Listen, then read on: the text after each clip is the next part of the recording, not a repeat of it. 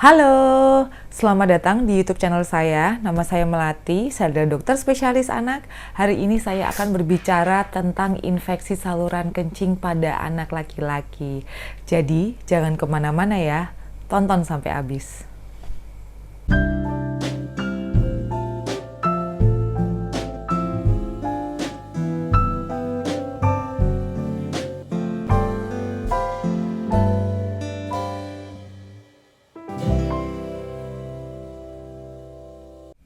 Tak kenal maka tak sayang, jadi apa itu infeksi saluran kencing atau ISK?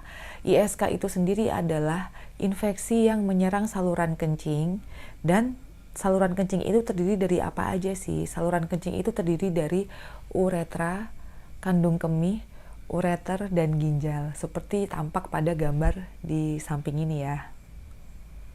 Nah, kenapa ini sangat penting untuk dibahas? Karena anak-anak ini lebih sering terkena ISK karena mereka sepenuhnya masih bergantung kepada orang tua dalam menjaga kebersihan saluran kencing mereka.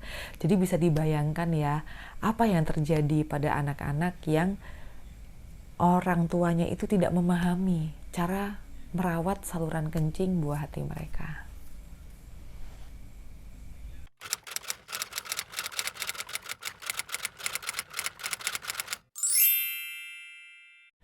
Perbedaan saluran kencing anak laki-laki dan perempuan terletak pada panjang uretranya.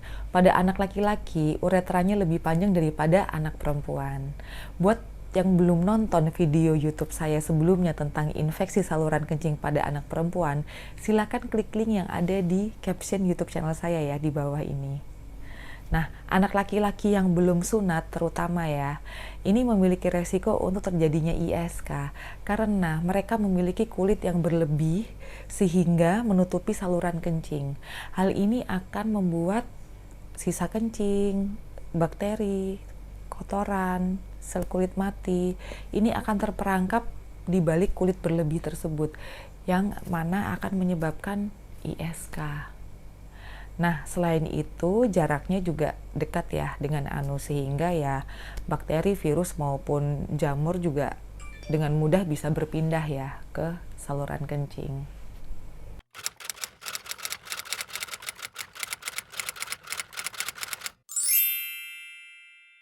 Tanda-tanda ISK yang perlu diwaspadai adalah yang pertama demam.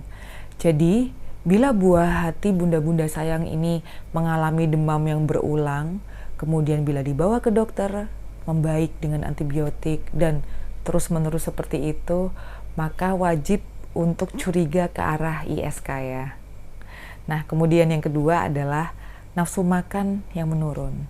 Saya ini sering sekali ditodong oleh orang tua untuk meresepkan vitamin karena buah hati mereka ini mengalami penurunan nafsu makan. Padahal kemungkinan penurunan nafsu makan buah hati mereka ini disebabkan oleh ISK ya. Gitu.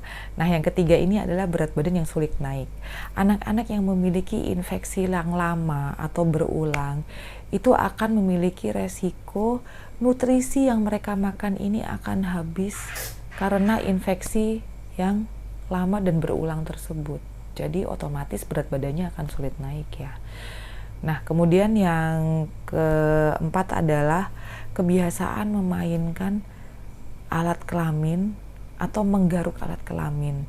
Nah, perlu diketahui bahwa anak-anak yang mengalami ISK itu mereka akan merasa tidak nyaman di bagian genital mereka ya. Jadi mungkin akan memberikan manifestasi mereka akan menggaruk atau memainkan genital mereka. Nah, ini wajib untuk dicurigai ke arah ISK ya kalau menemukan tanda-tanda seperti ini.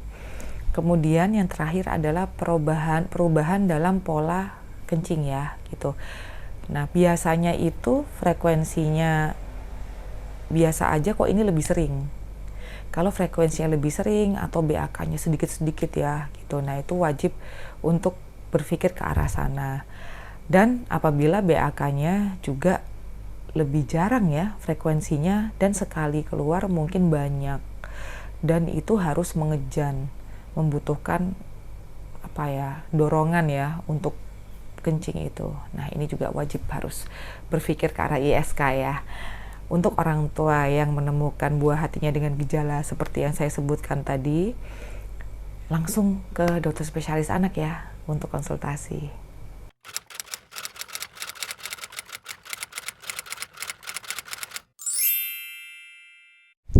Apa aja sih yang harus dilakukan untuk mencegah ISK pada anak laki-laki?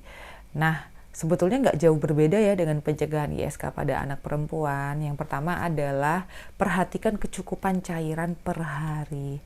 Untuk tahu nih, buah hati bunda-bunda sayang ini harus minum berapa banyak, itu silakan konsultasi ke dokter spesialis anak. Karena akan berbeda ya setiap anaknya itu kebutuhannya berapa mili ya per hari. Dan perlu diperhatikan bahwa cairan ini tidak hanya air putih, jadi bisa juga susu, bisa juga minuman-minuman lainnya, dan makanan yang berkuah. Untuk yang kedua adalah sering-sering mengganti pampers. Jadi disarankan untuk mengecek pampers setiap 3 jam sekali.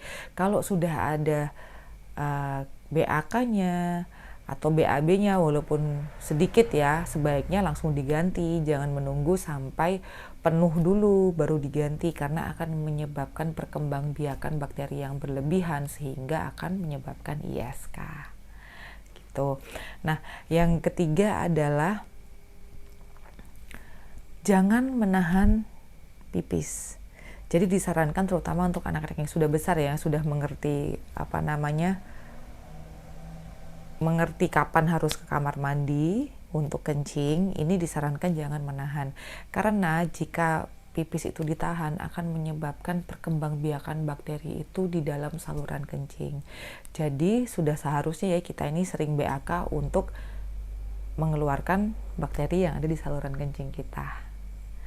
Kemudian yang keempat adalah harus membersihkan dengan cara yang benar.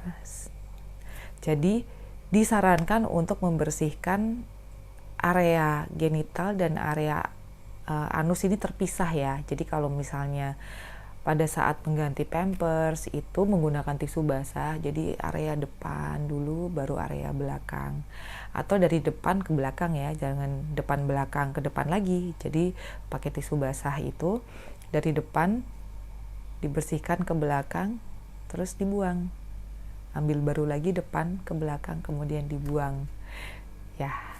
Kemudian yang terakhir ini khusus untuk anak laki-laki, karena yang belum sunat ini memiliki kulit yang berlebihan, jadi disarankan untuk sebisa mungkin menarik kulit berlebih itu sampai kelihatan saluran kencingnya dan dibersihkan bagian dalamnya. Dan ini akan mengurangi resiko untuk infeksi saluran kencing karena kotoran yang menumpuk di dalam itu dibersihkan secara berkala dan akhirnya tidak lengket ya kulit berlebihnya ya gitu. Nah, khusus untuk anak laki-laki yang kulit berlebihnya ini lengket ya, atau yang kita biasa sebut fimosis ya. Jadi dia ini saking lengketnya itu sampai menutupi saluran kencing ya. Jadi pada saat BAK itu biasanya harus sampai menggelembung dan segala macam. Nah, kalau yang seperti ini memang disarankan untuk sunat segera. Jadi tidak perlu menunggu sampai usianya 13 tahun atau sampai SD. Jadi apalagi terutama bila sudah sering mengalami demam dan harus dapat antibiotik setiap demam, baru demamnya juga membaik. Nah, ini disarankan untuk sunat dengan segera. Ini adalah akhir dari video saya. Terima kasih sudah menonton sampai habis. Sampai ketemu di video-video saya selanjutnya. Dadah!